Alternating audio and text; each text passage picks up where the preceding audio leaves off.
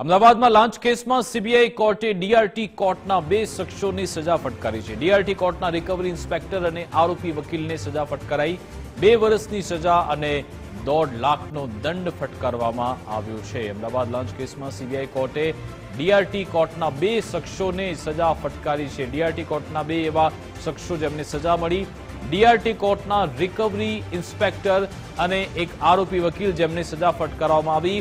2 વર્ષની સજા સાથે 1.5 લાખનો દંડ ફટકારવામાં આવ્યો છે। ડીઆરટી કોર્ટના રિકવરી ઇન્સ્પેક્ટર અનિલ કુમાર શર્મા અને એડવોકેટ અમિત કોટક સામે સીબીઆઈ કોર્ટે ચુકાદો આપ્યો છે। 2009ના કેસમાં ગેરકાયદેસર લાભ આપવા 3.50 લાખની માંગ કરી હતી। આ અંગે વિસ્તૃત જાણકારી આપશે સંવાદદાતા કલ્પિન ફોનલાઈન પર જોડાઈ ગયા છે। જે કલ્પિન, વિકાસ, લાંચ કેસમાં સીબીઆઈ કોર્ટે ડીઆરટી કોર્ટના રિકવરી ઇન્સ્પેક્ટર અને આરોપી વકીલને 2 વર્ષની સજા ફટકારી છે અને 1.5 લાખ રૂપિયાનો દંડ ફટકારવામાં આવ્યો છે।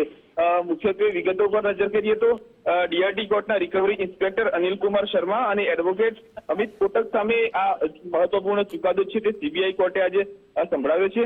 વર્ષ 2009ના કેસમાં ગેરકાયદેસર લાભ અપાવવા માટે 3.5 લાખ રૂપિયાની તેમના દ્વારા લાંચ માંગવામાં આવી હતી। 3 મિલકતોની હરાજી મુદ્દે કોર્ટના હુકમને સ્થગિત કરવા મુખ્યત્વે લાંચ માંગી હતી અને આ બંને આરોપીઓ સામે 2009માં જે છે તે સીબીઆઈએ ગુનો દાખલ કર્યો હતો।